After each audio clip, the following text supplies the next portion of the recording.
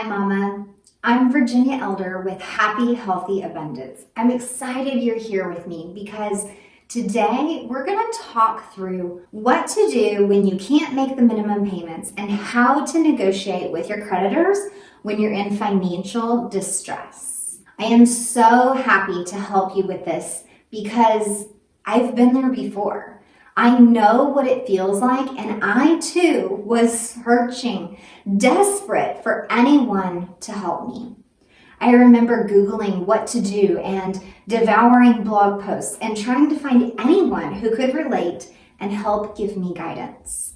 Fast forward years later, and we're debt-free. We paid off $80,000 in debt in just about 3.5 years and have never looked back. So I know what it feels like to be drowning and scared. Plus, I know what it feels like to be free, which is exactly why I created this channel. So go ahead and hit that subscribe button and ring the bell too, so you'll get a little notification each time I post a new helpful video. Okay, so you're in panic mode. Maybe you're getting notifications from your bank or credit cards, or maybe the stress has been accumulating for a while and you've just had it. I'll tell you, when it all hit the fan for me was when I looked at our account and I could see that no new paychecks were coming in and that we did not have enough to pay the minimum payments on our cards that were due that week. I'll never forget that awful sinking feeling. I knew right away that I had to make some phone calls. My credit card's minimum payments at that time totaled over $800 a month. And that was on top of our mortgage and daycare and our car payment. No wonder we were broke. So here's what you do. First, you evaluate your situation. Is this a long-term thing where you'll need several months of assistance, or is this just a quick hiccup? Did you lose your income completely? Or if you just get a 1-month reprieve, can you get back on top of things? Are you on a reduced income for a set period of time? Are you in the process of searching for new employment? The answers to all these questions will determine who you call, whether you call everyone or only some creditors. That will also determine what you're going to ask for when you call. A lowered interest rate may help you pay off things easier long term because less of your payment will be going toward interest. But if you don't have the cash to cover your payment, you'll be asking for a deferment for your payment or temporarily lowered minimum payment at least. Within this step, you're deciding who to call. If you've lost your income completely and can't pay anything, you just need to call everyone. So line them up. In the depths of our debt-free journey, we still had income. It just wasn't enough to cover the bills. So I decided what I'd pay no matter what, like the car, the house, and the utilities, and then I called everything else, which happened to be a stack of like 10 credit cards. I looked at everything and was able to see, based on the amount of the minimum payment, where the line was. Those with a minimum payment of $50 or less seemed affordable. Those with whose minimum payments were over $100 were not. So I started going down my list. With each creditor I called, I made sure to have my computer logged in to the account so I could see all the details and have the latest statement in front of me. I also kept a notepad so I could make notes on any new agreed upon details. I made sure to be patient and kind. It's a weird situation because you're the one in control if the account gets paid. So you do have some power here, but you're also indebted to that creditor. So they also have power in this situation. You have to find the balance between being firm yet kind. Ask open-ended questions and listen as much as you talk. Remember, this is a two-way conversation. On different accounts, the rep may decide to do different things. Back in 2014, when I was at rock bottom, some accounts reduced my minimum payments and froze my interest rate at a reduced level.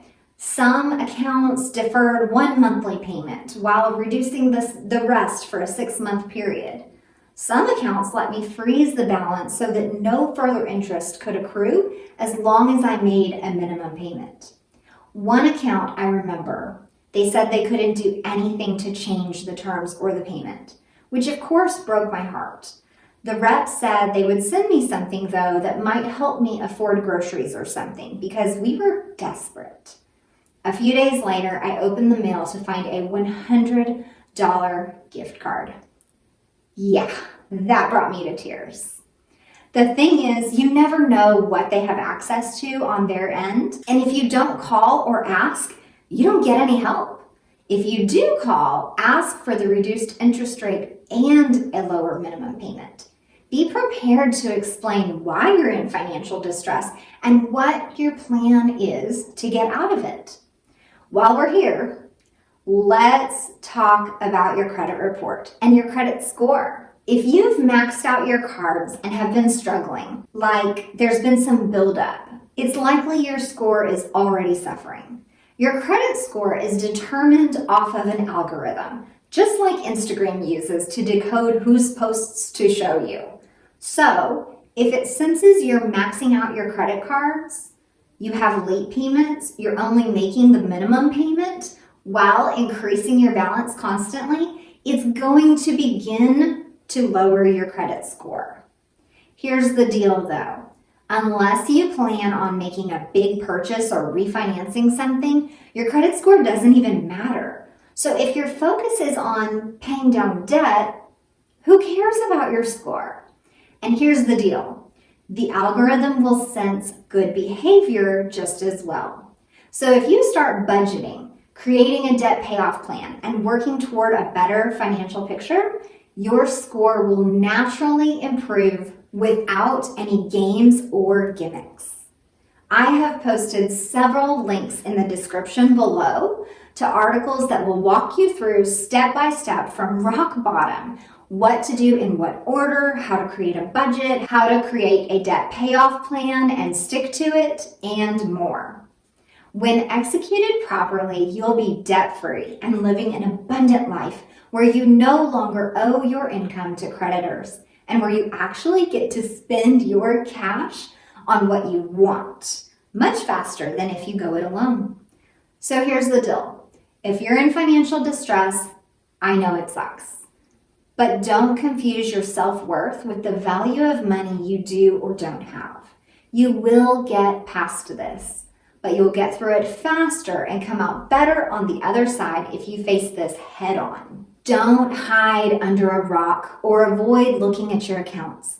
Make a list of things you can do to generate more money at the same time you have this list of creditors you're calling.